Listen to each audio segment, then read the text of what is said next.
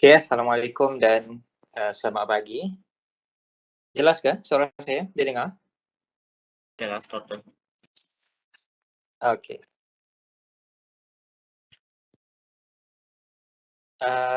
Okay, so agenda pada hari ini kita nak bincang yang pertamanya midterm test. Okay, dan yang kedua kita nak sambung discussion berkaitan dengan binomial option pricing. Okay, so untuk sesi yang pertama ni kita discuss midterm test lah. Okay, so untuk midterm test ni awak boleh check okay, terutamanya soalan 1 hingga soalan yang ke-5 ataupun yang ke-6.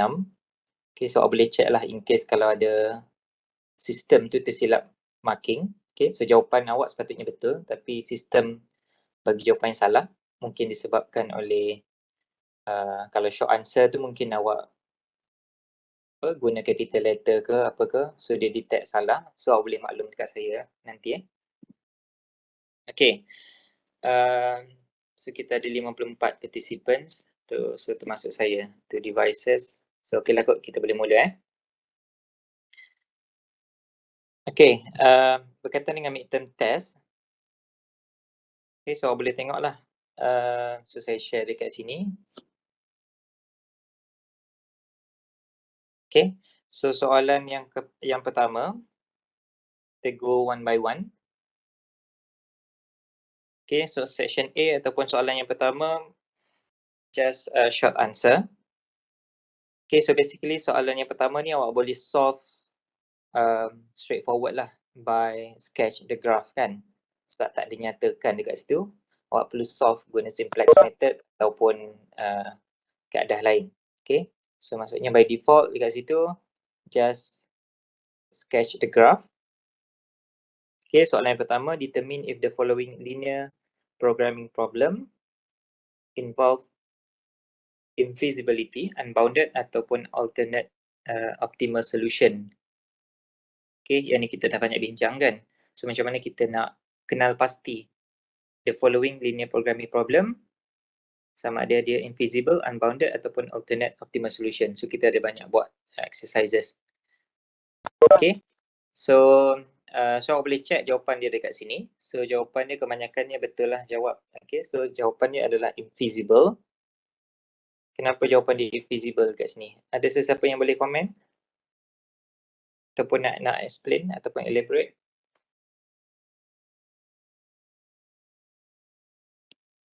Okay, so straightforward je kan. So kalau awak sketch graph, so awak akan dapati graph sebagaimana berikut lah. Okay, so in case tak dinyatakan solution, so awak just okay, so basically kita kena tengok kepada markah lah. So yang dekat sini saya tak letak markah tapi just short answer, so basically just simple question. Okay, so kalau awak sketch, so awak akan dapat the following graph. Okay, so since x1, x2 just greater than or equal to 0, so dia maksudnya first quadrant of kita punya graph lah. Okay, dan okay, so untuk constraint yang pertama, constraint yang kedua, so of course yang ni constraint yang kedua, ni constraint yang pertama. Okay, so awak akan dapat dekat sini 5, so dekat sini 8. Okay, dan feasible region of course merujuk kepada region berikut lah. Okay, dan kita dah bincang sebelum ini berkaitan dengan convex set. So apa yang dimasukkan dengan convex set, so cuba tengok balik. So in case yang ni kita tak ada convex set, okay, so maksudnya dia tak close set. Okay, so automatic kita katakan dia sebagai infeasible sebab dia tak ada point yang intersect. Okay. Okay kan semua? So soalan nombor 1 simple je kan? Doktor, saya ada soalan. Okay, ya. Kalau kita tulis infeasibility tak boleh ke? Boleh je, tak ada masalah. Itu yang saya nak bincang hari ni. So in case awak tulis invisibility ke invisible, so jawapan tu betul, tapi sebab sistem kita dah set, saya dah set hari tu just saya rasa saya ada bagi instruction kan. So kalau invisible just tulis invisible. Tapi it's okay lah. So kalau awak jawab invisibility ke, sama ada awak tulis huruf besar, huruf kecil, as long as jawapan dia betul, saya akan check balik lah nanti. Alright, thank you, Doctor. Okay, thank you Tan Kian Chi. Okay. So jawapan nombor 1 tu invisible lah. Okay, dan yang kedua, okay, so samalah. Yang ni pun awak just sketch graph. So awak akan dapati graph ini adalah unbounded.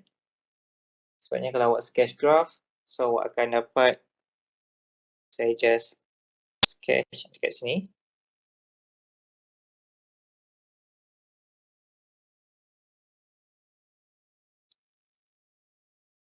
Okay, untuk constraint yang okay, so since x1, x2 greater than or equal to 0, so first quadrant sahaja kita consider. So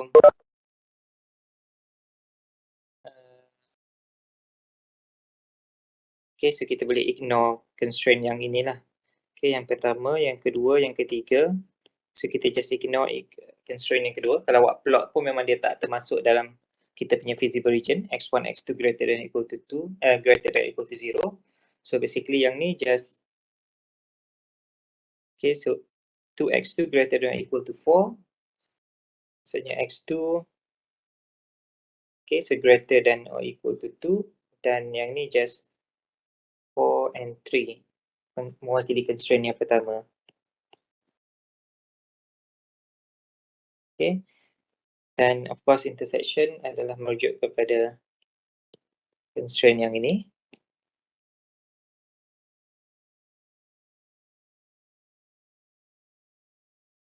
Okay, so for max problem, so since dia tak bounded from above, so maksudnya kita punya constraint ini kita unbounded lah.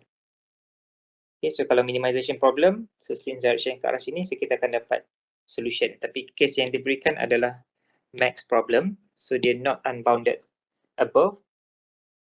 Okay, so automatically kita boleh conclude problem ini adalah unbounded case. Okay, just straightforward saja kan. Okay, so soalan yang ketiga just juga straightforward. Okay, so based on primal and dual. So yang ni jawapannya semua boleh katakan majority betul jugalah. Okay, so jawapannya adalah C. Sebabnya kalau kita tengok dekat sini, so coefficient untuk primal, okay, so coefficient untuk primal adalah merujuk kepada right hand side bagi dual. Okay, so automatically A dekat situ adalah 5 lah. Okay, so saya bincang juga dekat sini supaya kita boleh bantu mungkin rakan-rakan awak yang salah untuk soalan ini. Okay, so coefficient untuk primal adalah merujuk kepada right hand side bagi constraint dual. Okay, A adalah 5 dan B, okay, coefficient untuk primal, okay, so akan jadi constraint yang pertama untuk dual. Okay, so B equal to 4 dan yang seterusnya C pun adalah equal to 4. Okay, so C merujuk kepada yang ni lah. Okay, so right hand side untuk primal, okay, adalah refer kepada objective function untuk dual. Okay, so jawapan kita adalah C, ABC 5, 4, 4. Okay, yang ni pun straightforward. Okay, dan kita tengok ke soalan yang seterusnya, nombor 4. Okay, so determine if the following statements correctly represent the dual problem. Okay, so yang ni just awak perlu check dia punya facts lah. Yang ni seperti yang kita highlight tadi. Okay, coefficient of the objective function of the primal are the right hand side of the functional constraints in the dual problem. Okay, so statement yang pertama betul. So statement yang kedua pun betul. So right hand side of the functional constraint in the primal problem are the constraint in the objective function of the dual. Okay, dan yang ketiga, coefficient of the variables in the functional constraints of the primal problem are the coefficient of the functional constraints of the dual problem. Okay, so yang ni pun betul. Okay, so statement yang pertama, kedua, ketiga merujuk kepada correct statement lah. Okay, sebabnya kalau tengok statement yang keempat, decision variables. Okay, so kita tahu decision variables untuk primal represented by x1, x2 dan seterusnya kan. Okay, so of course dia tak sama dengan decision variables untuk dual. Okay, so untuk dual dalam kita punya representation dekat sini, y1, y2 dan seterusnya. Okay, so of course decision variables untuk primal dan juga dual, jawapan dia tak sama. Okay, so yang sama adalah solution. Okay, solution Z star. Okay, Z star untuk primal equal to Z star untuk dual. Okay, itu merujuk kepada optimal solution. Okay kah? So soalan ni pun straightforward saja kan? So solution yang betul adalah C. Okay, kecuali nombor 4. Okay, so soalan nombor 5. Let two linear programming problems are given as the following.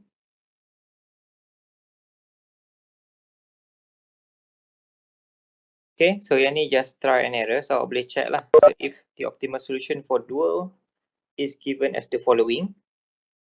Okay, then the solution for primal is, okay, seperti yang saya highlight tadi lah. So bila mana optimal solution, kita kena satisfy yang ni lah.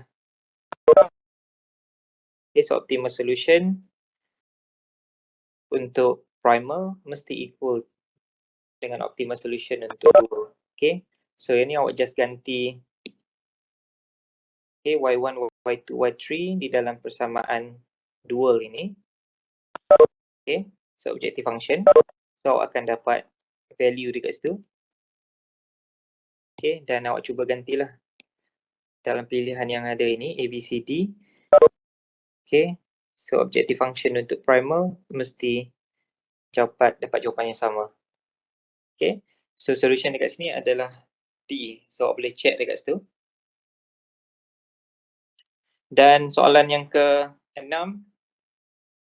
So the following inequalities define a feasible region. Which one of these could be removed from the list without changing the region? Okay, yang ni pun dalam kita punya lecture pun saya dah ada explain. So straightforward, kalau awak sketch graph, so awak boleh tengok lah. So x1 less than or equal to 4.5 itu kita boleh remove tanpa tag kita punya solution. Okay, ataupun feasible region.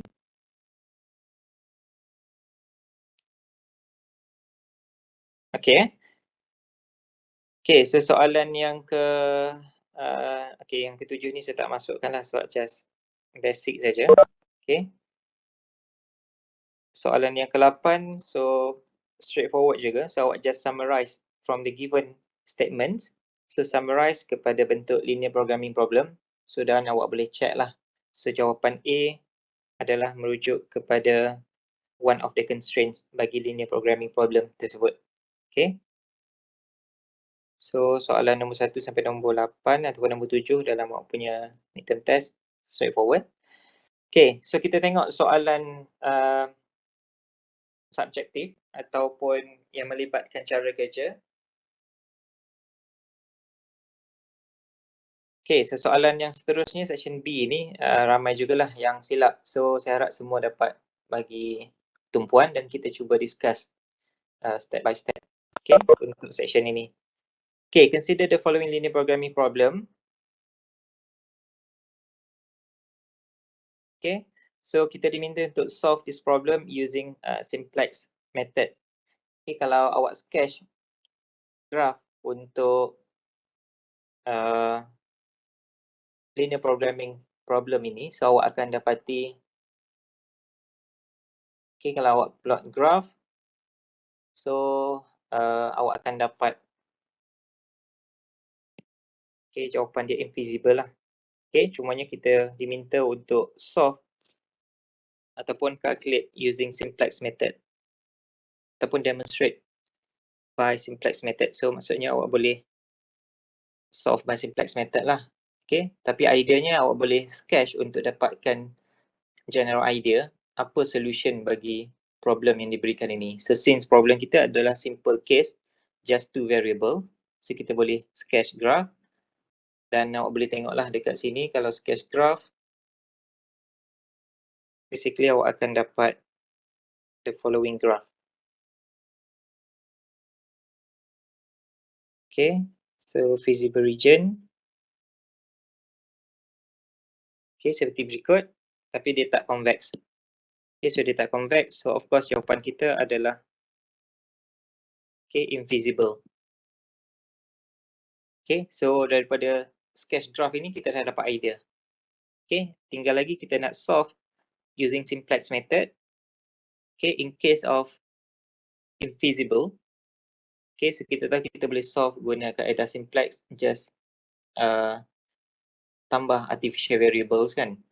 Ataupun daripada sini, daripada constraint yang diberikan, kita ada objective function. Okay, constraint.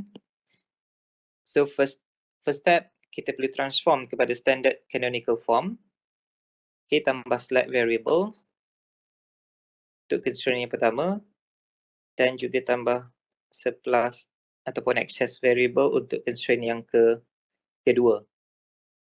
Okay, dan of course daripada constraint yang kedua itu, so since kita ada excess variable itu, so kita perlu tambah artificial variable. Okay, dan of course kita punya second constraint akan jadi seperti berikutlah. So kita perlu tambah artificial variable plus A2. Okay, so first thing first, awak just transform to standard canonical form. Okay, just add artificial variables dan kita boleh come up with the following, okay, standard form. Okay ke? Ada apa-apa soalan?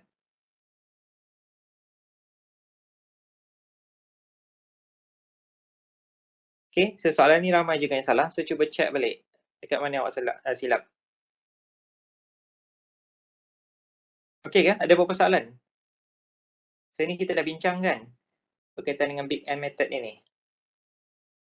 Okay, so cuba check balik nota kuliah. Okay, so bila kita dah transform kepada standard form linear programming problem ini, so then kita boleh masuk dalam kita punya table lah ataupun tableau. Okay, sebagaimana berikut.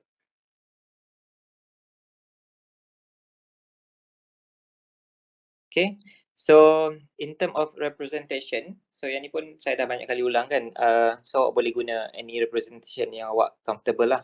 So yang ni saya just based on buku teks yang kita refer. Okay, so representationnya adalah seperti berikut. Okay, so kita listkan semua artificial, semua variables yang terlibat termasuk objective function Z. Okay, so X1, X2. Okay, decision variables.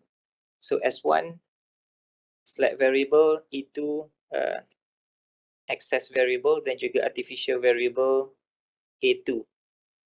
Okay. Okay, so sini pun awak kena be careful. Selepas kita tambah artificial variable untuk constraint. Okay, so untuk objective function juga kita perlu add. Okay, so artificial variable times dengan M. Okay, so M merujuk kepada very large positive number. Okay, sebab tu kita katakan method ni adalah Big M method.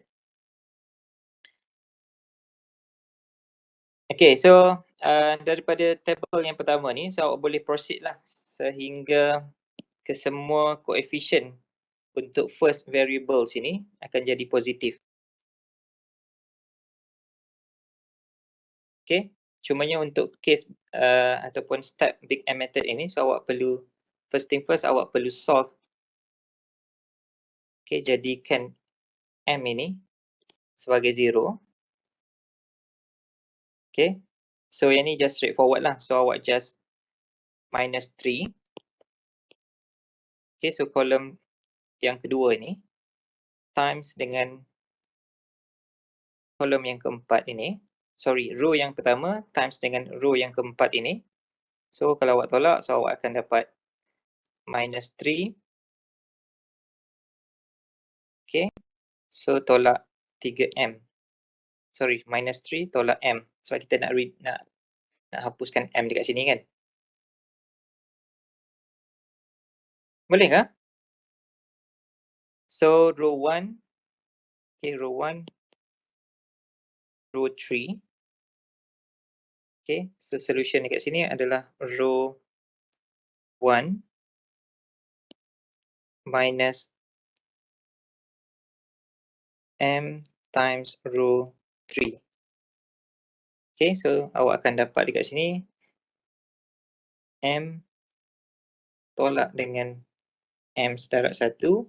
Okay, so awak akan dapat 0. Okay, dan proceed untuk kesemua row 1 ini sehingga awak akan dapat seperti berikut. Okay, so dekat sini ada mistake sikit. So sepatutnya yang ni akan jadi, okay, so minus 2 minus 2M. Kan? Minus 2 tolak dengan 2 times M. Okay, so dia akan jadi minus 2 minus 2M. Seperti juga untuk case yang ni. Dan seterusnya lah. Dan awak boleh proceed sehingga awak akan dapat kesemua koefisien untuk objective function ini adalah positif. Okay, dan solution yang awak akan dapat adalah seperti berikut. So Z equal to 8 minus M. Okay, so since kita katakan M big value ataupun big positive number. Okay, so bila M big positive number, so automatically, okay, so 8 minus dengan katakanlah dekat sini 1000. Okay, so kita akan dapat, okay, so Z itu very, maksudnya Z negative number. So bila Z negative number, so automatically kita boleh conclude solution ini adalah invisible. Okay, so yang tu menjawab kepada soalan B lah. Okay, soalan yang B ni, explain your answer in A. Kita boleh conclude Z is infinitely small. Okay, then Z is invisible. Boleh ke? Ada apa soalan? Ataupun saya boleh bagi masa untuk awak cuba dan kalau tak dapat kita boleh discuss step by step. Okay ke? Tan Shi Hoi, boleh tak guna? Okay, so awak boleh convert. Okay, so awak boleh convert kepada constraint itu untuk jadikan dia sebagai less than or equal to. So yang ni awak dapat apa jawapan dia? Tan?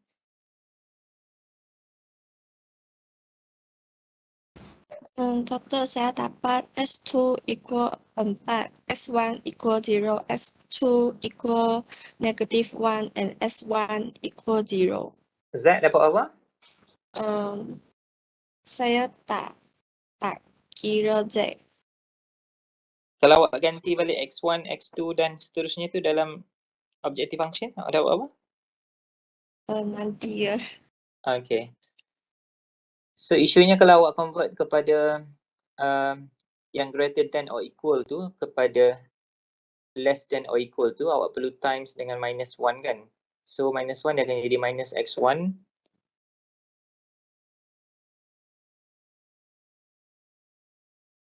Okay, so kalau awak convert yang ni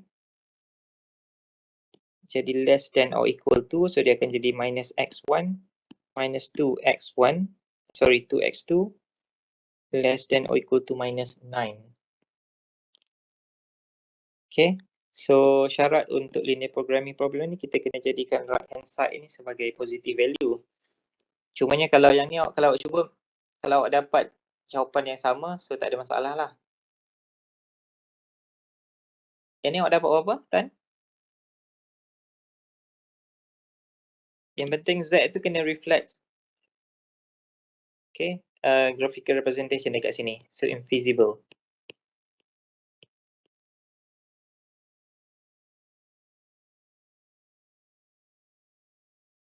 Ada sesiapa dapat jawapan lain tak? Ataupun jawapan yang sama, invisible, tapi kaedah yang berbeza.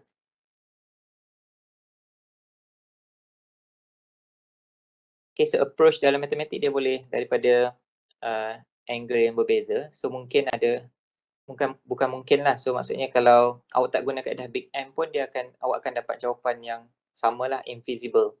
Cumanya dalam kita punya syllabus ni saya fokus kepada Big M sahaja. Okay, so kalau ada kaedah lain yang awak guna dan awak dapat jawapan yang sama, so boleh proceed dengan kaedah yang awak guna tu lah. Okay ke? Anyone? Ada sesiapa yang dapat jawapan sama tapi kaedah lain?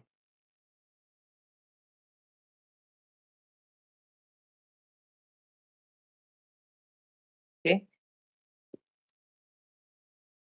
So kalau awak convert kepada times dengan minus 1, constraint yang kedua ini. Okay. So mungkin ada isu bila awak nak cari ratio nanti. So ratio should be positive number kan?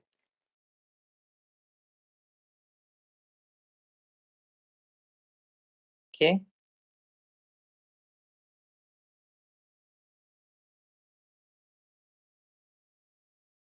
Okay ke? So saya bagi masa untuk awak cuba dan dapatkan jawapan seperti berikut. So basically awak akan dapat Z equal to 8 minus M lah. Okay. So cuba tengok balik example yang kita dah bincang sebelum ini.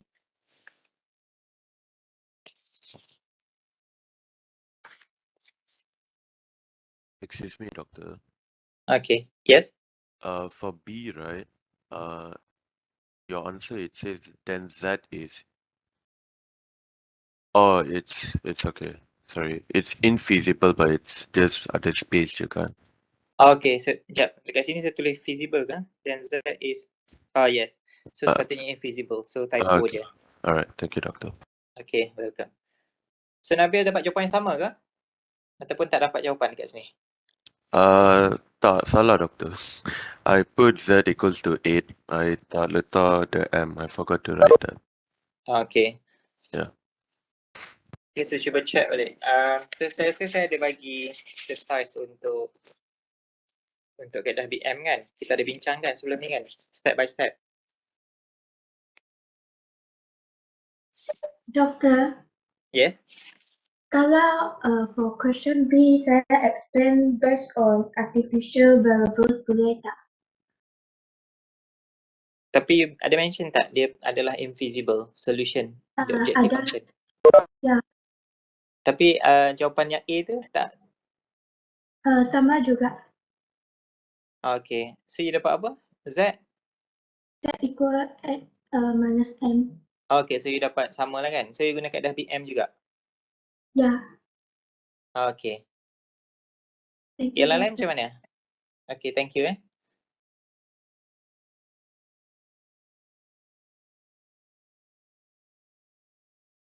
Yang lain macam mana? Boleh ke? Boleh. Okay, so Munfir. Okay, so cuba check balik. So saya ada explain dalam nota. Okay, so basically just soalan lebih kurang sama saja. Okay, dalam nota tu saya rasa saya letak instead of constraint yang kedua ini.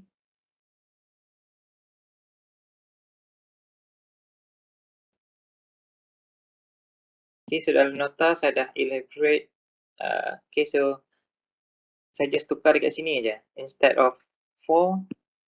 Excuse me, doctor. Yes, Nabil. Okay.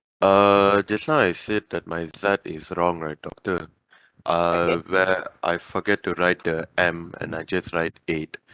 But for my B, I explain using the artificial variable way. So my B is still correct, right, doctor? So I will check later. So how can you summarize? Yeah, can I write down my B in the chat and you take a look, doctor? Okay, yes. Okay, thank you, doctor. Yeah. So basically B based on your answer in A. Okay, so saya boleh consider lah. So kalau awak explain jawapan B tu related dengan artificial variable, then that contribute to the final solution is invisible. Yang tu okay lah, acceptable. So yang lain okay ke? So cuba check balik jawapan ataupun kita punya discussion dalam previous lecture. Okay, so soalan not exactly sama, tapi just constraint yang pertama tu instead of less than or equal to 4. Okay, so kita buat exercise less than or equal to 9. So awak boleh tengok step by step dekat situ. So kenapa kita kena guna big M? Sebab bila melibatkan constraint greater than ataupun equal to, so by default kita kena add artificial variable lah. Okay.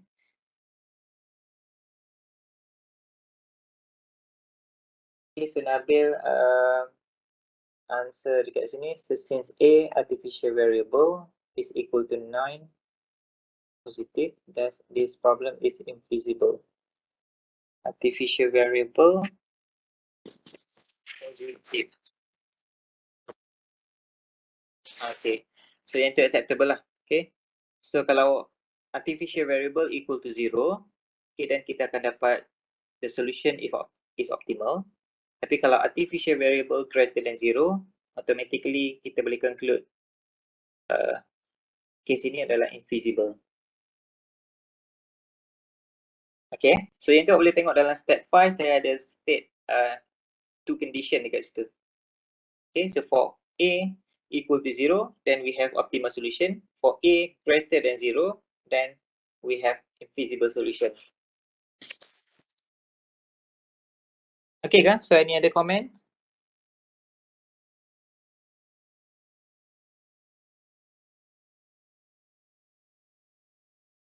Boleh? So awak check balik dalam nota berkaitan dengan kaedah big M. Okay kan? Boleh kita proceed? Soalan seterusnya. Thank God. I feel like you wouldn't have given it, bro, if I did ask. Sorry, Nabil?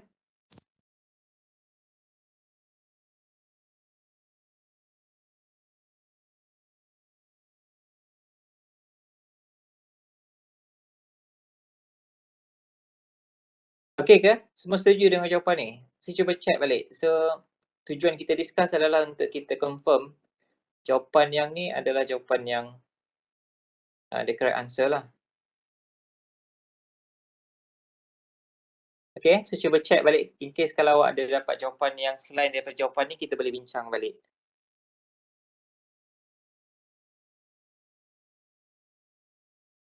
Okay, so kalau tak ada apa-apa, kita boleh proceed ke next question. Okay, so question yang kita bincang tadi, just bear in mind, untuk case constraint yang melibatkan greater than or equal to sign, okay, so for sure kita kena tambah surplus ataupun excess variables. Okay, dan untuk case kita tambah surplus variables, so kita perlu tambah artificial variable. Okay, dan kita boleh solve by a big M method lah. Okay. Okay, itu soalan nombor nombor 8 dalam awak punya midterm test hari tu. Okay, so the next question kita tengok, consider the following primal linear programming problem. Okay, so yang ni saya rasa semua betul lah, tak ada masalah. So kita just boleh prove x star equal to 10 and 5. Okay, so the decision variable is the optimum solution. Okay, when z equal to 840. Okay, so yang ni kita bincang untuk bantu mana-mana kawan-kawan awak yang tak dapat jawab soalan inilah. Okay, so cuba tengok. Dan cuba check juga jawapan dengan yang awak jawab. Okay, so given the following linear programming problem, so seperti biasa kita transform pada standard form. Okay, so after we transform to standard form linear programming problem, then by linear combination, okay, so kita boleh proceed sebagaimana berikutlah. Okay, so objective function. Okay, so 40x1 plus 88x2. Okay, so since soalan ini minta kita untuk solve at most. Okay, so at most given by the equation inequality less than or equal to. Okay, so maksudnya dia bounded above. Okay, so daripada sini pun kita boleh tahulah max objective function, maximization problem. So kita hanya ada solution apabila dia bounded above. Okay, so left hand side just constraint. Left hand side just objective function. Okay, with the constraint less than or equal to, and then right hand side just linear combination bagi constraint yang pertama dan juga constraint yang kedua. Okay, dan of course kita nak find the value of x1 dan u1 dan u2 dekat sini. Okay, so based on right hand side ini, so kita boleh expand equation itu dan kita boleh solve seperti berikutlah. Okay, so awak tengok dekat sini, so kita akan dapat, okay, so u1, okay, in term of u2 dan kita boleh solve ganti balik dalam persamaan equation 2, so kita akan dapat,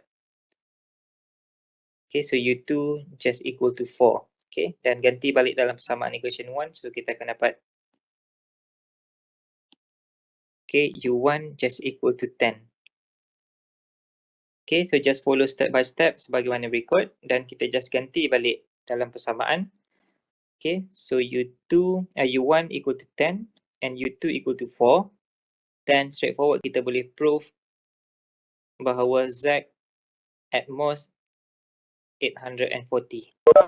Okay, so yang ni tadi merujuk kepada constraint yang pertama, so just equal to 60. Constraint yang kedua just equal to 60.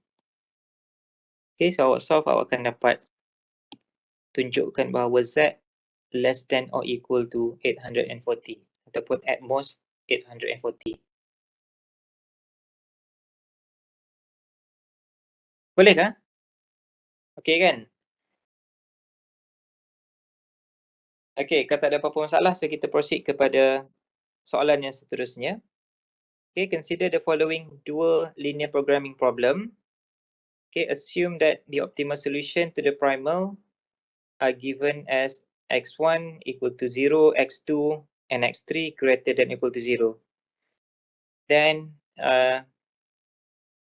we need to find the optimal solution to the dual using complementary slackness.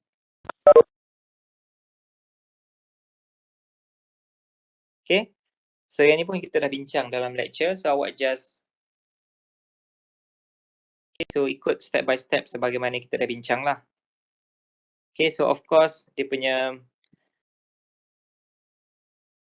okay, so based on linear programming problem yang diberikan ini, so awak boleh check,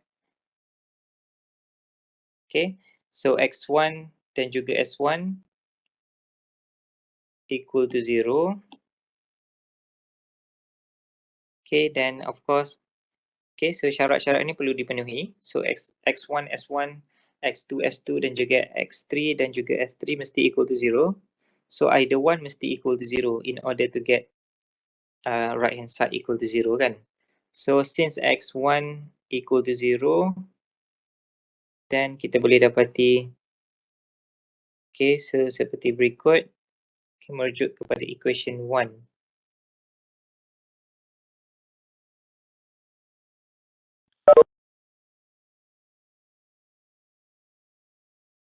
Okay, so okay, so idenya kita based on this condition lah. So xi times dengan Si, so mesti equal to 0. So either one mesti equal to 0 in order to get the right hand side equal to 0 kan. So kalau untuk case yang pertama, x1 equal to 0, dan of course s2 sama ada 0 ataupun greater than 0 lah. Okay, dan yang kedua ni, so since x2 greater than 0, so by default s2 mesti equal to 0. Okay, dan kita akan dapat equation yang kedua. Yang ketiga, x3 dan juga s3, since x3 greater than 0, so by default s3 mesti equal to 0, dan kita akan dapat equation 2, equation 3. Okay, so daripada equation 2 dan equation 3, so kita boleh simplify lah untuk dapatkan, okay, so y1 dan juga y2 dekat situ. Okay, yes, Munfei. Untuk skema Kensing. Tian Seng, okay. Untuk jawapan dalam skema ni, saya rasa saya tak setuju. Okay. Sebab dia punya question, dia kata y1 and y2 mesti greater or equals to 0. Y1, Y2 mesti equal to 0. Equal and greater than 0. Okay. Tetapi jawapan y2 dia dapat negatif dalam sini. Yang ni ke? Okay, so cuba check balik. Tu saya kata kalau kita bincang Lepas kita akan tu saya ada check reason dia dalam sini sebab dia ada redundant punya constraint. So saya punya equation 1, 2, 3 sama dengan doktor lah. Lepas tu saya guna equation 2 dengan 3 untuk cari y2 dulu. Lepas tu y2 kita dapat kosong. Kita dapat negatif. Dalam sini saya tulis sebab y2 dia tak boleh jadi negatif, so saya force it to be 0. Sebab saya nak move dia punya redundant constraint punya point kepada pada point yang dia constraint tak redundant. Sebab dia ada different corner points kan. So you dapat apa? Y1 equal to 4. Y1 equals to 4, Y2 equals to 0 dengan S1 is 1. Lepas tu optimal solution dia punya objective function dapat 4 dia, which is kalau saya check manually dia itu jawapan dia 40. Okay. So yang lain macam mana? So mungkin saya kena check balik. So saya pun terlepas pandang yang constraint. Okay, so Y1. Doktor boleh saya send kepada group? Boleh? So mungkin Okay. you boleh share dekat ni tak? Dekat Webex ni. So kita boleh bincang your answer dekat sini. Pun boleh doktor. Boleh? So okay, so saya Yes. stop sharing. So mungkin you boleh share dan kita boleh discuss daripada situ lah. Okay.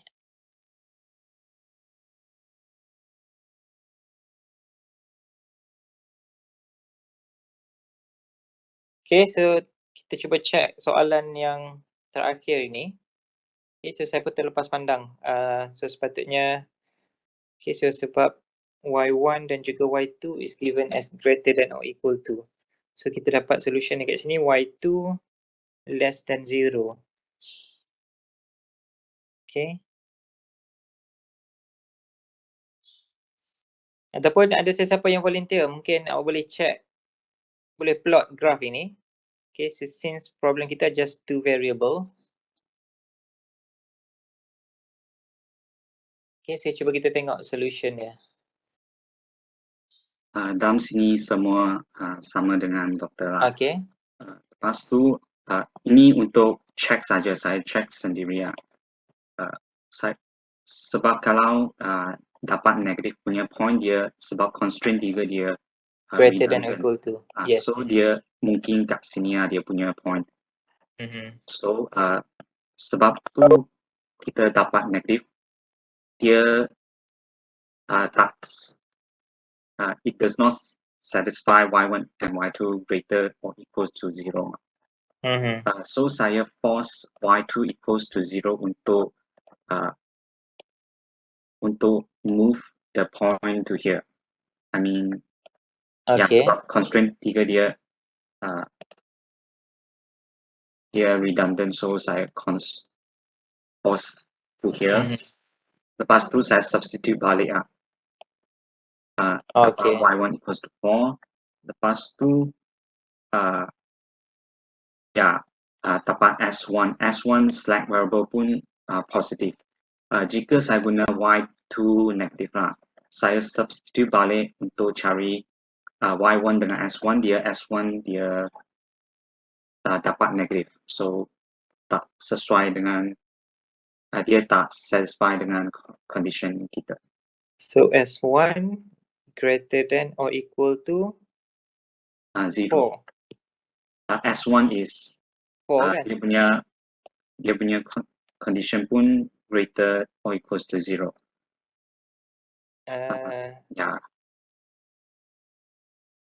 Sekejap. So S1 greater than or equal to 5 minus Y1 plus 2Y2. So kalau kita set Y2 equal to 0, then kita akan dapat Y1 equal to 4.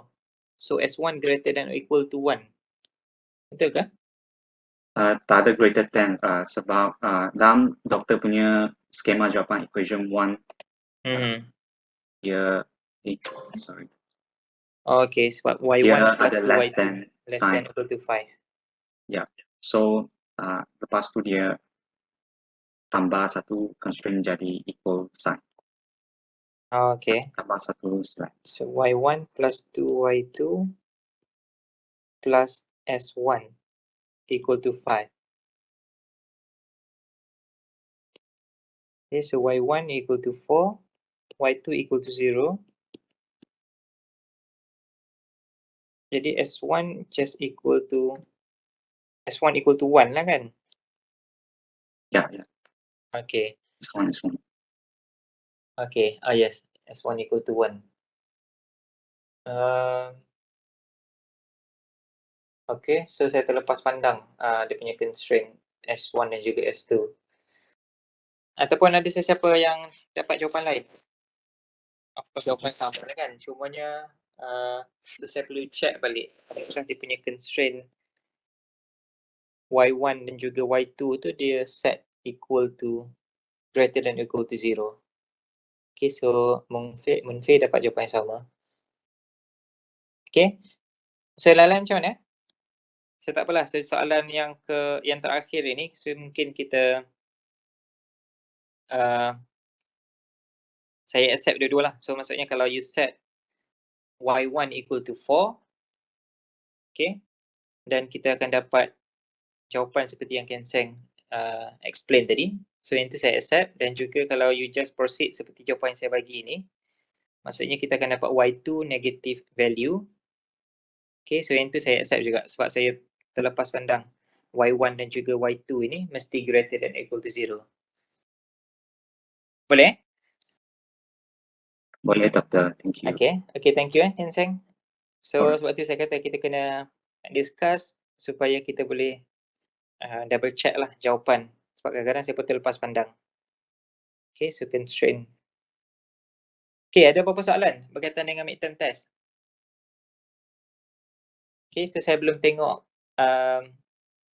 saya belum marking lagi lah masukkan dalam carry mark awak. So nanti saya akan check, dan kalau ada apa-apa kesalahan dalam sistem tu awak boleh terus WhatsApp ataupun email saya lah.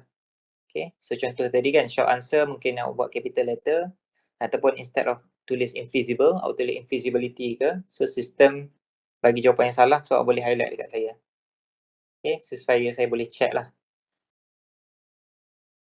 Okay, so mungkin kita boleh rehat 5 minit sebelum kita sambung kepada exercise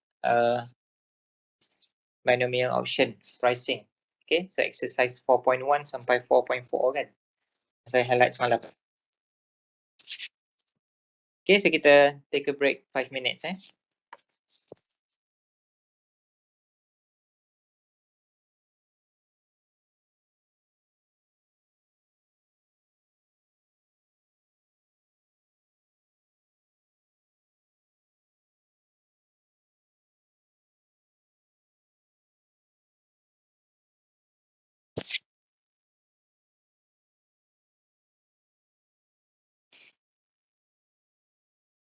Okay, so additional note berkaitan dengan apa kita bincang semalam, saya dah masukkan dalam e-learn, so boleh tengoklah. So begitu juga untuk skema jawapan bagi midterm test ini. So ada juga dalam e-learning, so boleh tengok dekat situ. Dan correction awak boleh buat seperti yang kita bincang tadi lah.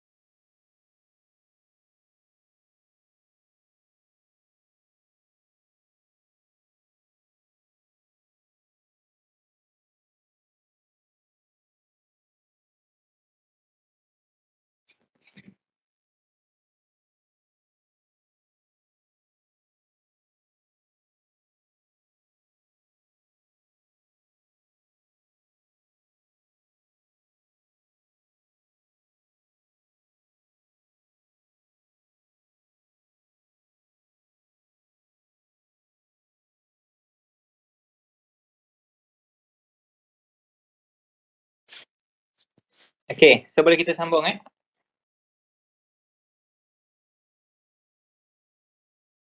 Okay kan? Jelas kan suara saya? Jelas, Doktor.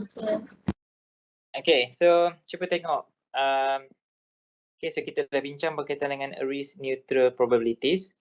So mungkin saya boleh recap sedikit sebelum kita pergi kepada exercise. Okay, so mungkin kita boleh start dengan exercise 4.1. Okay, so seperti mana yang kita dah bincang sebelum ini, so arrays neutral probabilities di kat sini merujuk kepada no arbitrage lah. Okay, so neutral dekat situ maksudnya dia neutral for both sides. Okay, so untuk buyer dan juga untuk seller. So maksudnya dia tak ada arbitrage. Okay, tak ada free lunch. Okay, no free lunch ataupun tak ada pada masa kontrak ini dibuat. So maksudnya dia tak ada berat sebelah kepada mana-mana pihak. Okay, itu yang dikatakan sebagai risk neutral probabilities. Okay, so dia neutral. Okay, so based on risk neutral probabilities ini, so kita boleh straightforward lah. Okay, dapatkan probability upstate dan juga downstate seperti kita dah bincang. Okay, dengan syarat conditionnya adalah okay, so R dekat situ kita punya interest rate ataupun risk free. Okay, so mesti greater than downstate dan less than upstate. Okay, so condition ini mesti dipenuhi ataupun kita boleh jadikan dia sebagai proposition.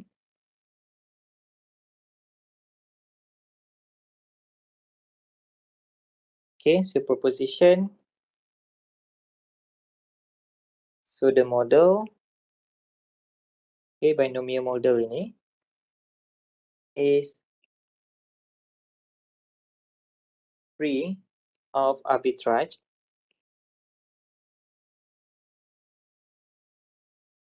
if and only if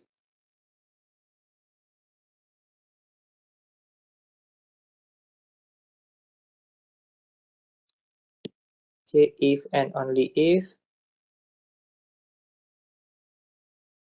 syarat ini dipenuhi.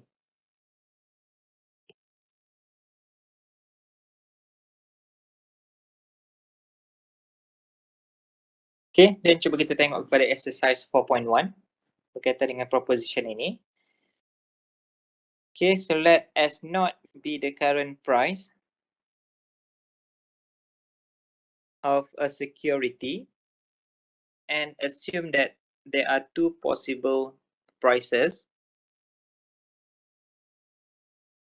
Okay, so kita ada probability upstate dan juga downstate seperti mana berikut. Dan assume U okay, greater than D. Okay, so U dan D dekat sini bukan probability. So U dan D adalah proportion increasing dan juga decreasing. Also assume that there is a fixed interest rate. Okay, yang diwakili oleh R ini tadi. Okay, then show that there is arbitrage opportunity if condition ini tidak dipenuhi. Ataupun dalam arti kata lain, kita boleh katakan, okay, sebagai contoh, if, okay, so fixed interest rate less than D dan less than U. Okay, salah satunya. Ataupun D less than U, less than R.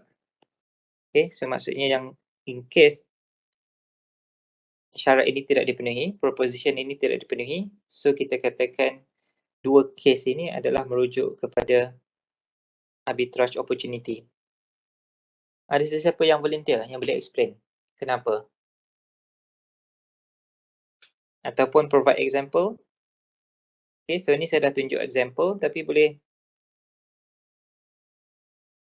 explain okay, menggunakan any example yang awak rasa bersesuaian untuk kita explain, untuk kita answer exercise 4.1 ini. Ada sesiapa volunteer tak untuk explain? Anyone? Okay, so proposition yang saya highlight dekat sini tadi adalah merujuk kepada proposition no arbitrage opportunity ataupun no free lunch. Okay, ataupun tak berat sebelah. Apabila R, okay, so within D dan juga U. Okay, tetapi in case syarat ini tidak dipenuhi, so R not within U dan R, okay, sebagaimana dua contoh dekat sini. So case ini kita katakan sebagai arbitrage opportunity. Ada sesiapa yang boleh provide example untuk case ini?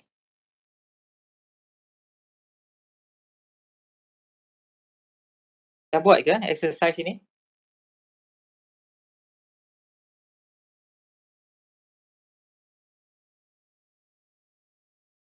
Anyone? To be honest, Doktor, saya langsung tak tahu macam mana proof ini. Okay, so tak apa, cuba tengok. So based on apa kita bincang tadi ataupun kita bincang sebelum ini, so kita dah come up with this expression kan? Okay, so from this expression, so kita boleh wakilkan. Okay, so probability upstate dan juga probability downstate sebagaimana berikut. Okay, dan ada satu lagi point yang penting yang kita perlu take note dekat sini. Proposition bagi no arbitrage opportunity. Okay, so just bear in mind, if this case dipenuhi, okay, so R itu within D dan juga U. Okay, dan kita katakan dia sebagai no arbitrage opportunity. So of course kita dah bincang sebelum ini, arbitrage opportunity adalah take advantage from any opportunity kan. So maksudnya dia not balance di antara buyer dan seller. So either one can take direct opportunity.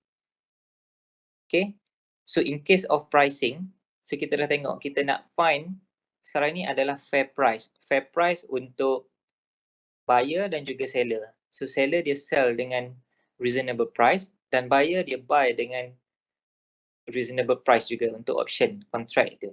Sama ada put option ataupun call option. Okay, so the main idea dalam chapter ini adalah untuk kita find the fair price. So of course the fair price tu adalah merujuk kepada price yang tak melibatkan arbitrage opportunity ini. Okay, so in order to formulate this option pricing, so kita kena satisfy proposition yang saya highlight dekat sini. So R, okay, mesti greater than D, mesti less than U. Okay, sebagai contoh kita boleh tengok dekat sini untuk case, okay, untuk case yang melibatkan arbitrage opportunity. Okay, so let's say R, D dan U. Okay, so let's say R is given as 0.01 ataupun 1%. Okay, so R 1%.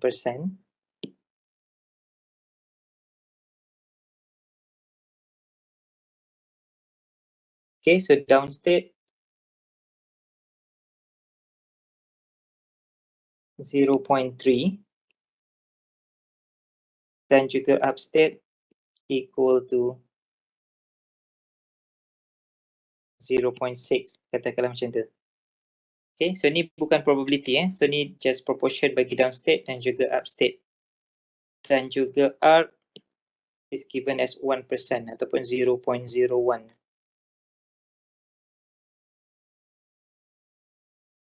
Okay, so kalau kita susun balik information yang diberikan ini, okay, so based on this information, so kita dapati dia reflects kepada case arbitrage opportunity. So maksudnya 0.01 R tadi, so dia less than D.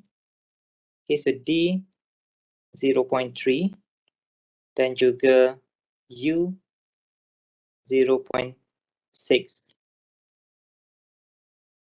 Okay, so kita boleh tengok example sebagai contoh. Okay, so kita buy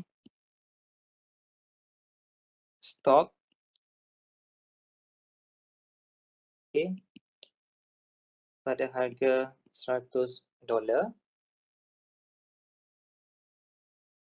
Okay, so untuk case ataupun kita boleh cash current price. So let's say S0 equal to 100. Then of course based on U dan D ni, S0, S0 U dan juga S0 D. So kita akan dapat dekat sini. So untuk upstate 160, untuk downstate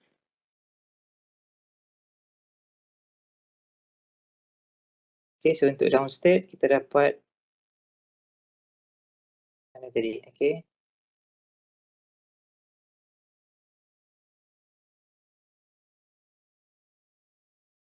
Okay, so berapa dekat sini? So S0 D, S0 U. Betul ke? 160.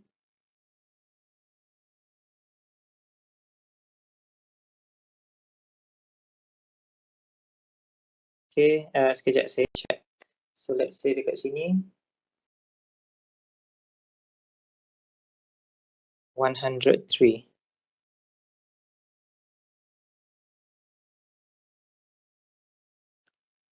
Okay, saya cuba check. Okay, so downstate diberikan oleh 0.3. For the S0 times D, shouldn't it is 130 because 60. 130 for the S0 times D. S0 times The decrease should be 130, right? Sorry, so you dapat dekat sini berapa? Kalau in case, okay, so saya just cuba proceed sebagaimana berikut. Oh, the way maybe I calculate wrongly. Okay, so sekejap. So saya rasa dekat sini S0 times U, so 100 times dengan 0.6, so 60 kan? So increase by 60. Sekejap saya tengok balik. Yeah, it's correct. I think for the S0U is correct. Okay, okay, so kita ambil example yang atas ni lah.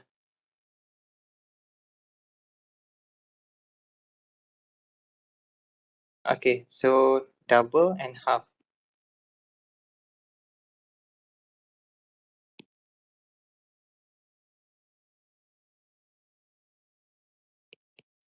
Okay, so in case D decrease by half, okay, so U, okay, so double. Okay, so kita boleh tengok dekat sini. Okay, so in case D 1/2, 0.5, dan U equal to 2. Okay, so R 0.01. Okay, so dekat sini kita akan dapat 200.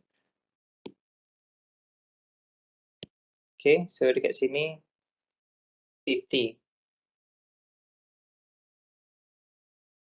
Okay, so ni not buy lah. So yang ni just current price.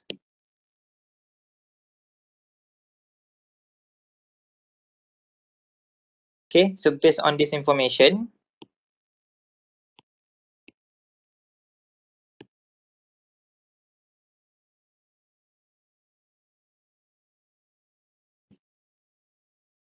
okay, so we have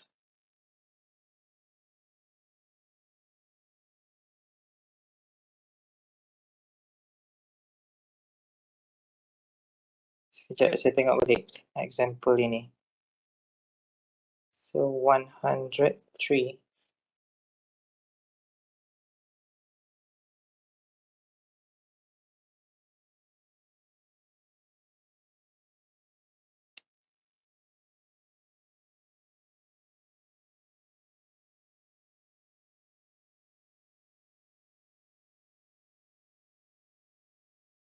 Sekejap saya check balik.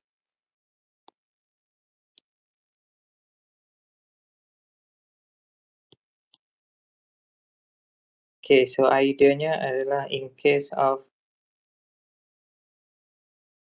Yang ni.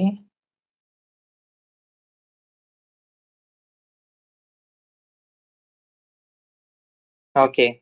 So cuba perhatikan dekat sini. So kita nak tunjukkan bahawa in case this inequality, okay, so R less than D dan less than U, kita katakan there exists arbitrage. So maksudnya there exists opportunity dekat situ apabila, okay, given the following example. So let's say R 0.01 dan D equal to 1/2 dan U equal to 2. Okay. Dan so maksudnya R ini in case kita go to bank, okay, and then kita buat loan untuk kita beli stok ini. Okay. So kita buat loan, kita boleh dapat, okay, so 100 darab dengan 0.01. Berapa dekat situ?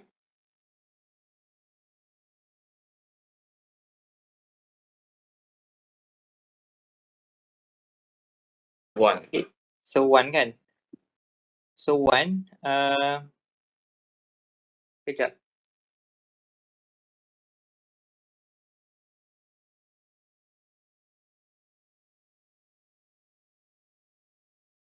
Okay, saya cuba check balik. So macam mana kita nak formulate benda ni ya? Supaya saya nak cakap benda dekat sini adalah, pointnya adalah, okay, so kita ada case seperti berikut. Dan in case kita go to bank, kita buat loan, so kita boleh dapat arbitrage daripada dekat sini. Okay, sebabnya R less than D. Okay,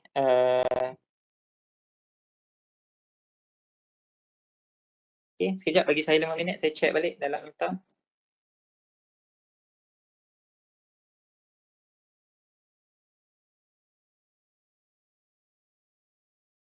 Okay, so boleh check juga dalam nota kalau ada jumpa term yang merujuk kepada arbitrage opportunity ni.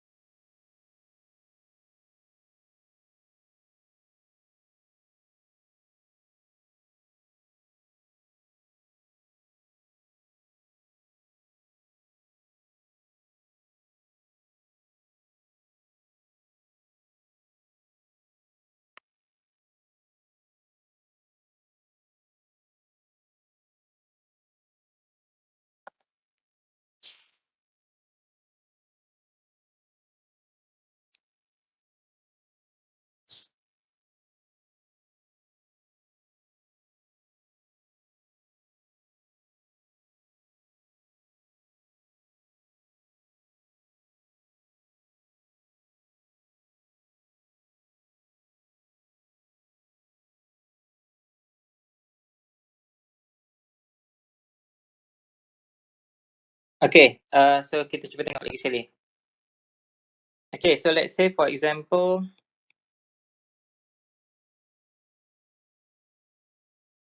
okay, so kita tahu dekat sini, okay, so 100 S0. Okay, so S0 is given as 100.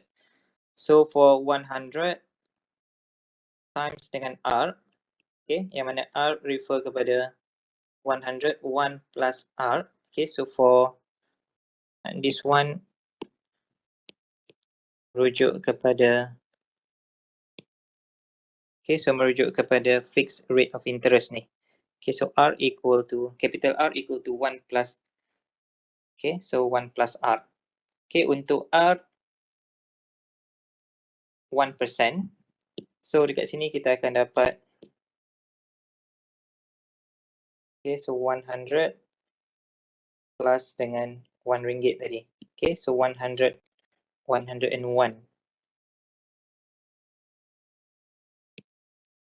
Okay, so for R equal to 1 plus R, okay, so R equal to 1% ataupun 0.01, dan kita akan dapat 101. Okay, so let's say we borrow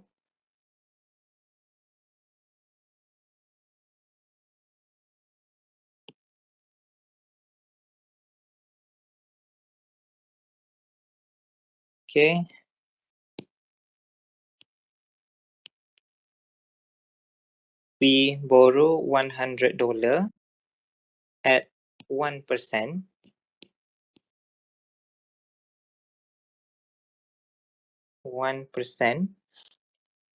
To buy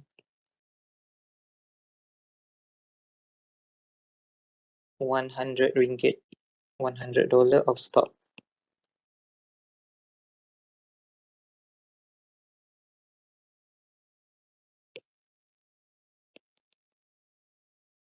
Okay, so at time T,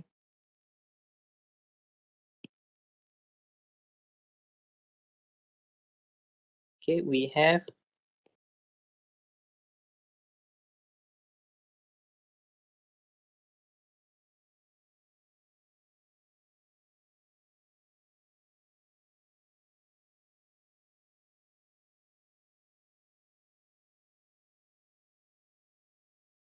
$150.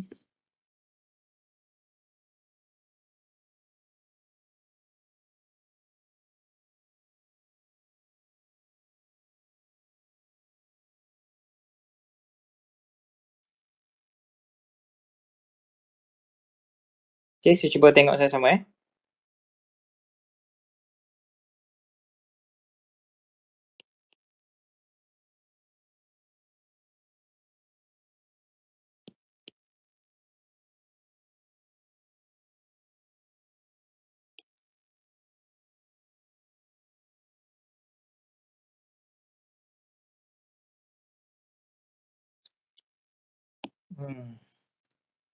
Salah pula ni.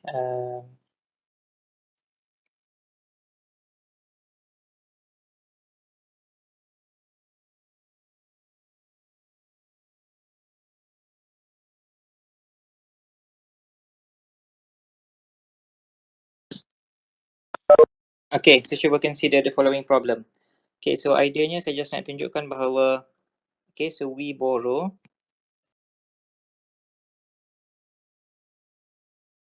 okay, so we borrow $100 at 1% to buy $100 of stock .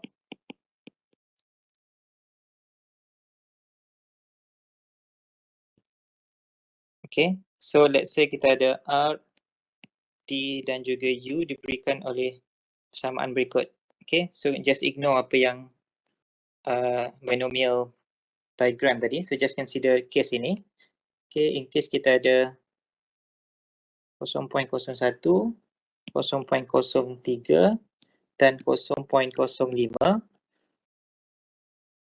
Okay, so kalau kita borrow 100 at 1%, so at time T, at maturity, so kita ada, okay, untuk case downstate ini, so let's say kita ada 103, okay, so 0.03, 3% from 100, so kita akan dapat 103, okay.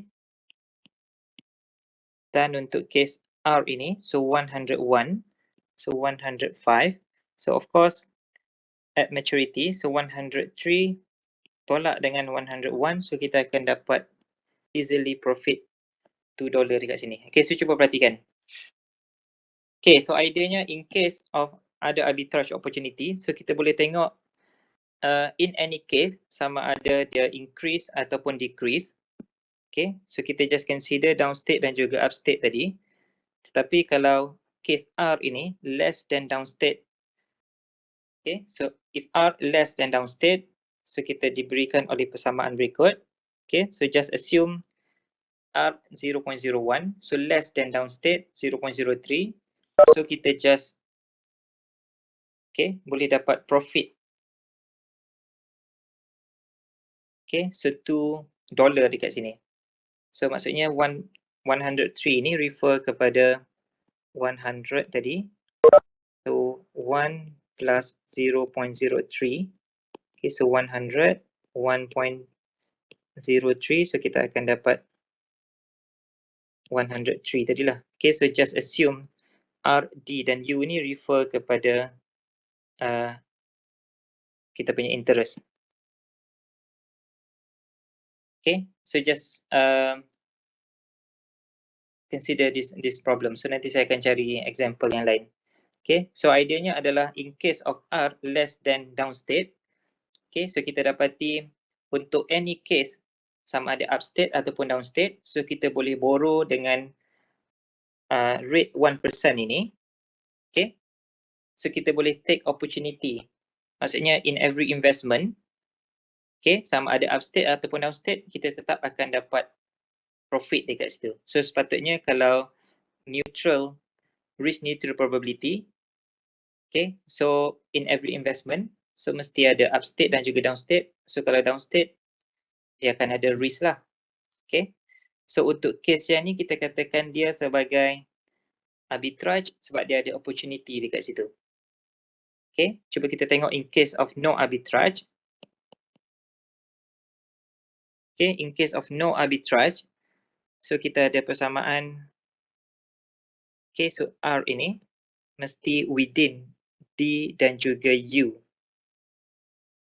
Okay, so untuk case ini, so of course kita katakan dia sebagai no arbitrage sebab for any value of R, okay, so kalau in case of D, so dia akan dapat kerugian. So in case of upstate, dia akan dapat keuntungan. So maksudnya for every money that kita borrow dekat sini, so dia melibatkan untung dan rugi. So dia tak ada melibatkan unfair price lah. Boleh ke? So just bear in mind kita punya discussion just fokus kepada term with arbitrage. Okay, with arbitrage dan juga no arbitrage. So in case of no arbitrage, so for any value that kita borrow, R dekat sini, okay, so dia melibatkan untung dan rugi. Okay, so plus minus. Okay, so R mesti within U dan juga D. Okay, itu kita katakan sebagai risk neutral probabilities. Okay, so dia ada neutral sama ada untung ataupun rugi.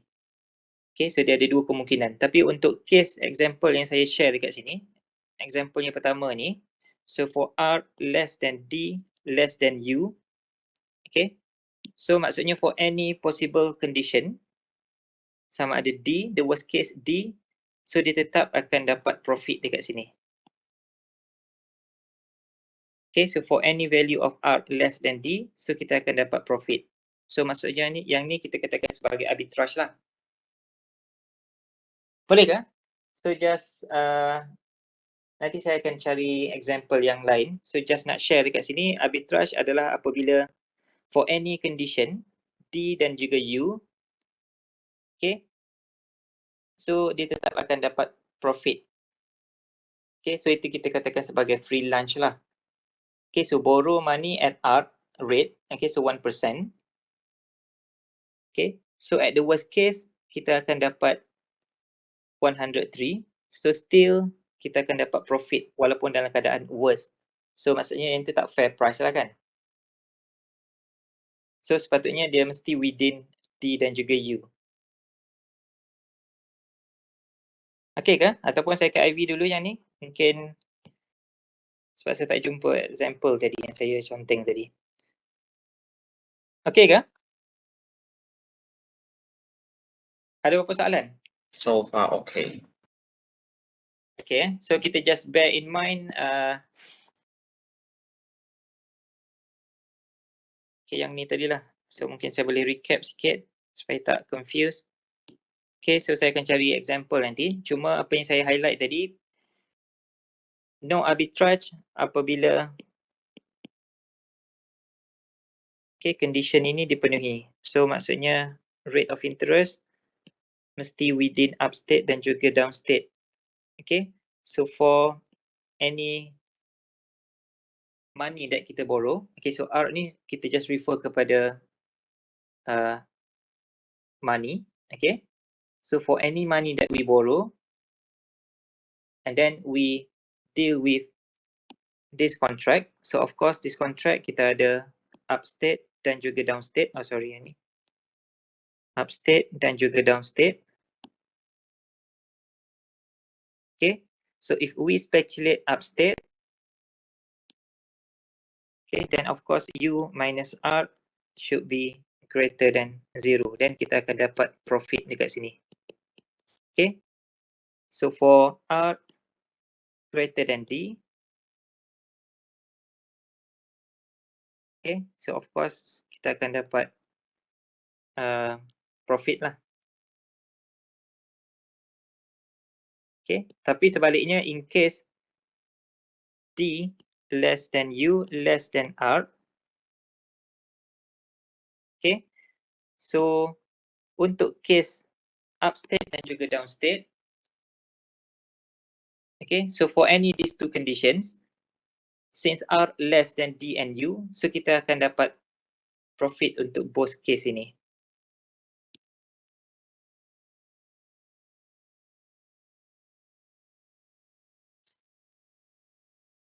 Okay ke? So kita just state kepada kita punya proposition tadi lah. So no arbitrage apabila this condition dipenuhi. Okay, so nanti saya akan cari example lain mungkin masih lagi confused kat situ.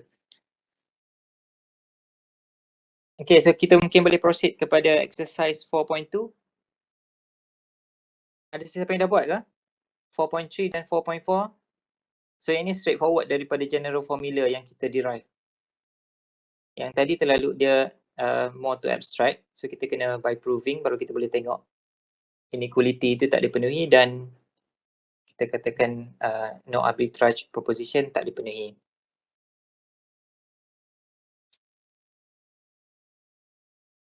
Okay, exercise 4.2. Ada sesiapa yang nak jawab?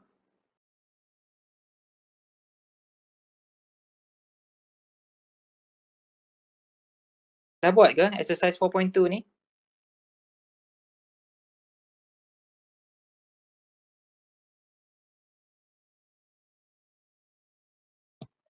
Saya tak sempat buat lagi, Doktor. 4.3 tak dapat jawab juga.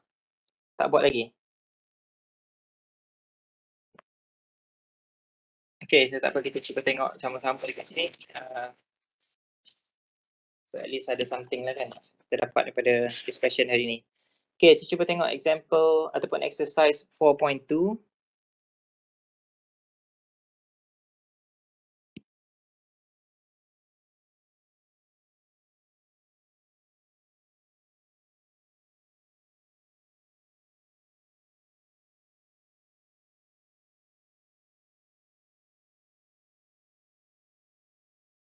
Semua belum cuba ke?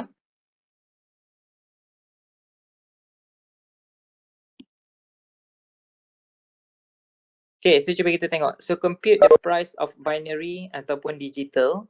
So binary ataupun digital dia represented by binary lah. Either 0 or 1. Okay, so call option on XYZ stock that pays $1 if XYZ price is above the strike price $50.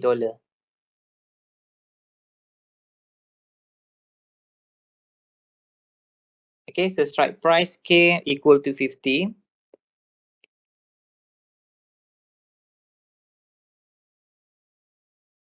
Okay, so kita boleh proceed dengan payoff untuk option. Okay, call option. So dekat sini max. Okay, so ST subtract K.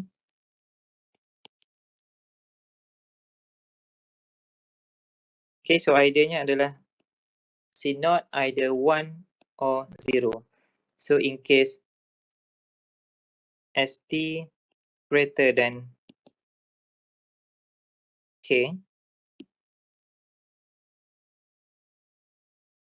okay, dan kita akan dapat 1. Okay, ST less than or equal to K, dan kita akan dapat 0. Okay, dan kita boleh proceed kepada general expression untuk S naught ini. So 1 over R. Okay, so probability upstate C1U plus probability downstate C1D.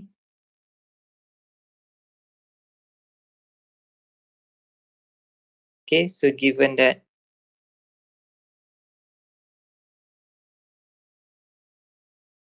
so R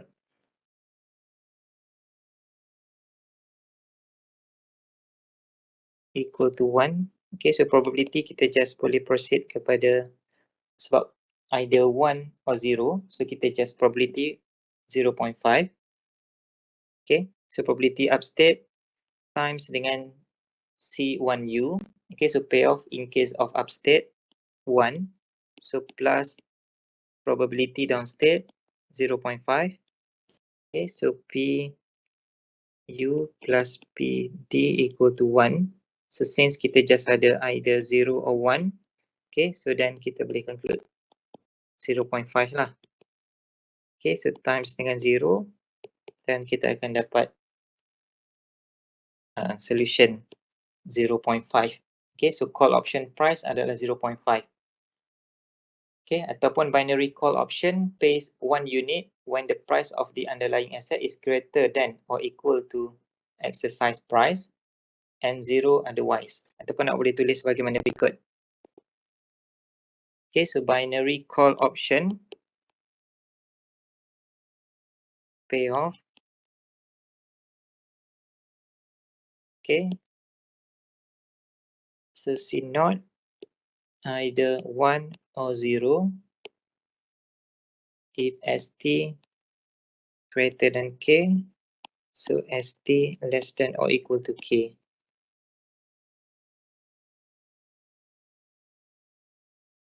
Okay, so jawapan kita 0.5 lah. Boleh? So cuba tengok balik. So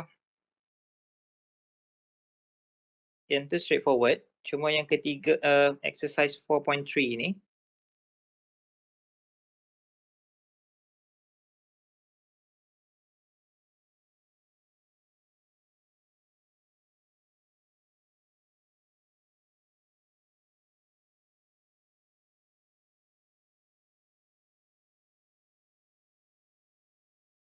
okay, so cuba tengok exercise 4.3.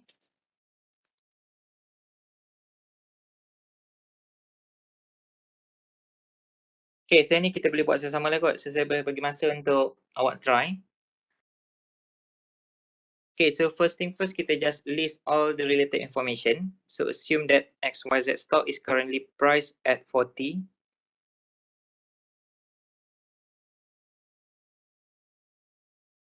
Okay, current price 40.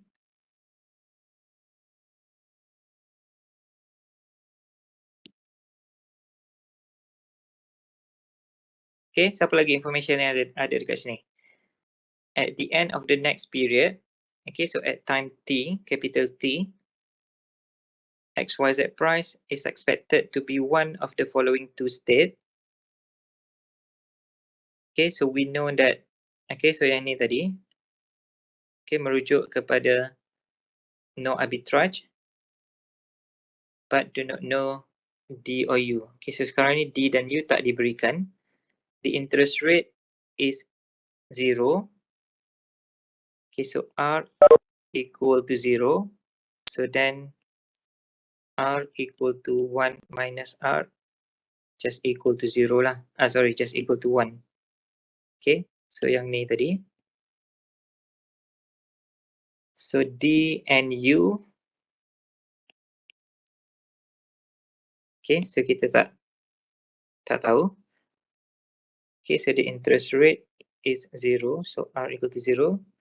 European call option with strike price. Okay, so K 50. Okay, so C0 diberikan, okay, sebab European call option, C0 10.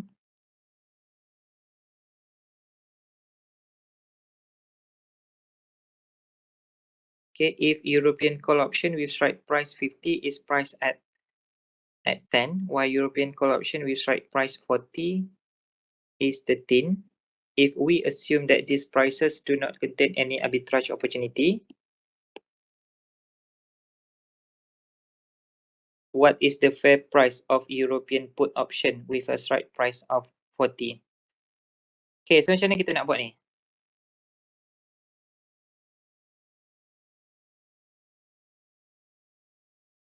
Okay, so based on general formula dalam previous section, macam mana kita nak solve exercise 4.3 ni?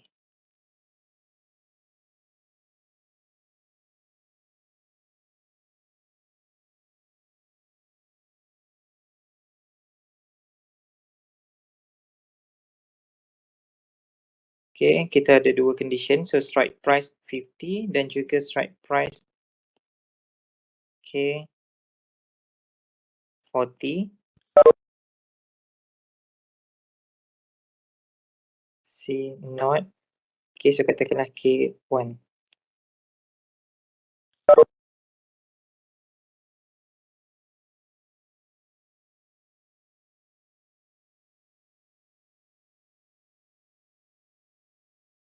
Okay, so kita nak find the fair price of European put option with strike price 40. Okay, so hint yang diberikan adalah first note that U greater than 5/4, otherwise the first call will be worthless. So then we must have 10 equal to probability upstate. Seperti mana berikut dan downstate. So from this equation, so we can determine probability upstate and then U and D.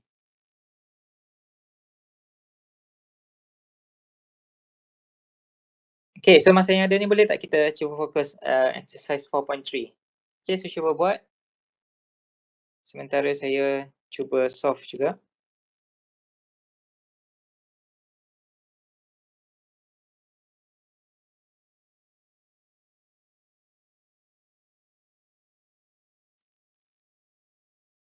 Okay, so based on this information, current price 40.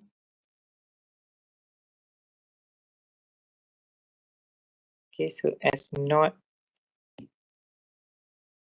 U.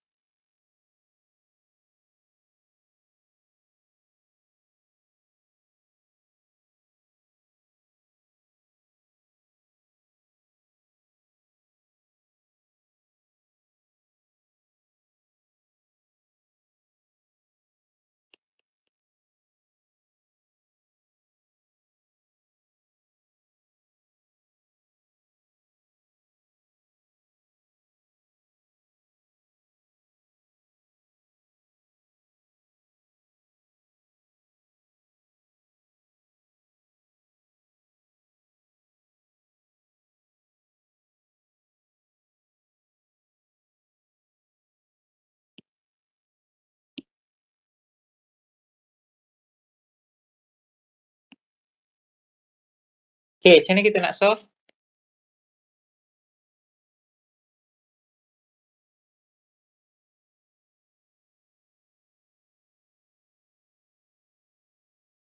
Anyone ada idea tak? So macam mana kita nak solve soalan ini? Exercise 4.3.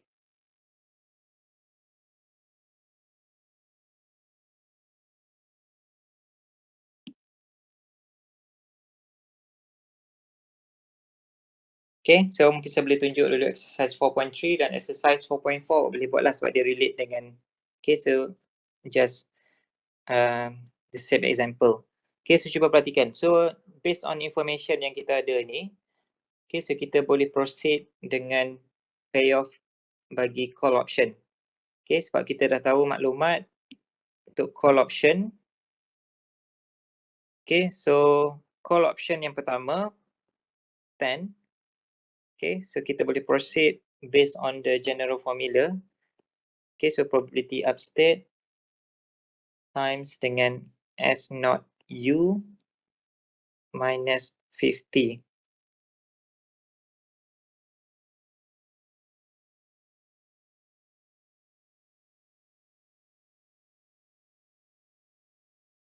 Okay, yang ni just refer kepada S1U minus dengan strike price. Kan? So yang ni just max. Okay, so ST tolak dengan K 0. Okay, so ini pun sama.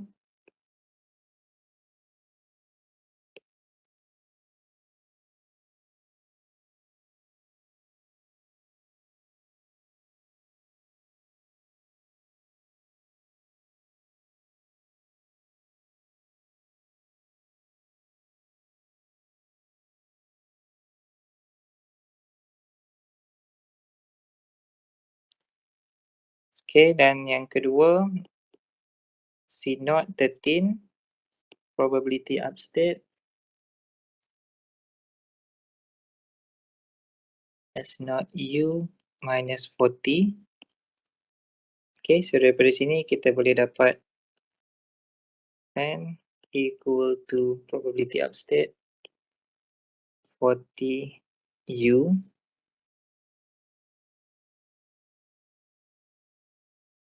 Okay, tolak 50. Okay, so 13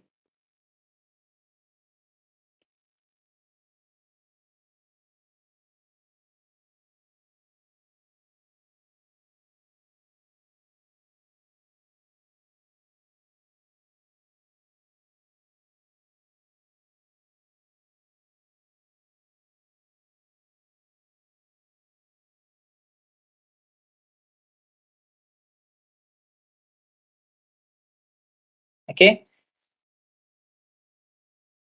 So boleh tak? So kita proceed based on information yang ada. So kita proceed with call option.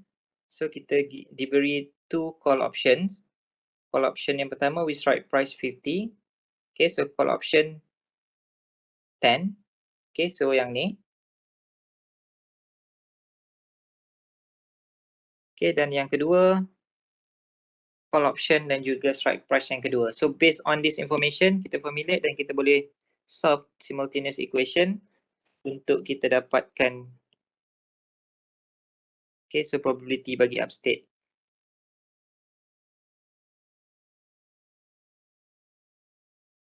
Okay, 0.3.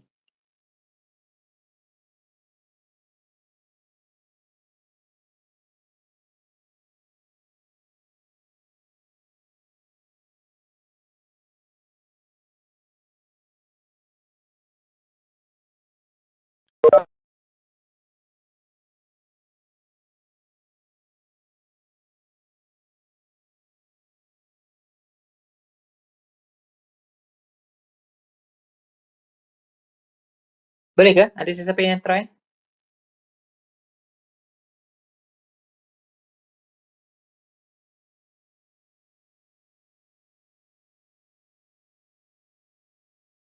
Ken Seng ada cuba tak soalan ini? Exercise 4.3.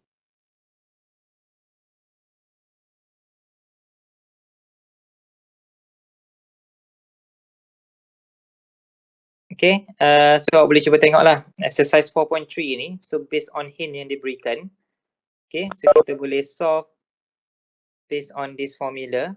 Okay, so yang mana C naught just equal to probability upstate times dengan SU, S naught times U tolak dengan 50. Okay, so kita boleh based on this hint. Okay, so S naught kita diberikan 40. So kita nak find okay, so probability upstate. Okay, so by simultaneous equation dekat sini, so kita boleh find probability upstate. Dan of course, probability downstate just 1 minus probability upstate. Kita akan dapat 0.7.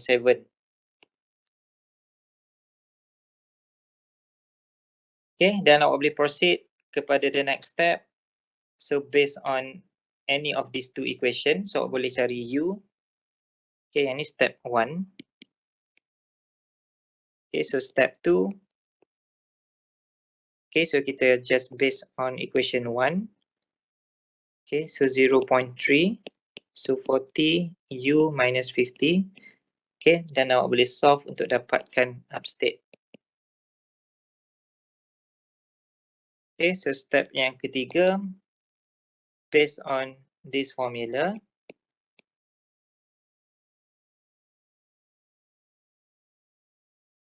Okay, so formula ni based on apa yang kita dah bincang dalam session yang lepas lah. Okay. So, awak boleh solve untuk dapatkan. Okay, so based on all information yang ada, awak boleh cari S1D dekat sini. Okay, so S0 times D. Okay, so boleh dapat D equal to 0.54. Okay, so saya just state step by step dekat sini. So, awak boleh cuba dan cuba compare lah. Okay, so first thing first step akan dapat probability upstate. Okay, step yang kedua, ganti dalam salah satu persamaan, awak akan dapat upstate. Sebab kita nak find, kita diminta untuk cari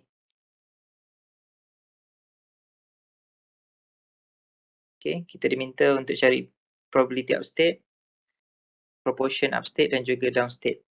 Okay, so yang ni kita dah dapat. So ini pun kita dah dapat. Okay, so step 3 kita boleh cari D. Okay, so awak boleh cuba dan kita bincang pada minggu depan lah. Okay ke?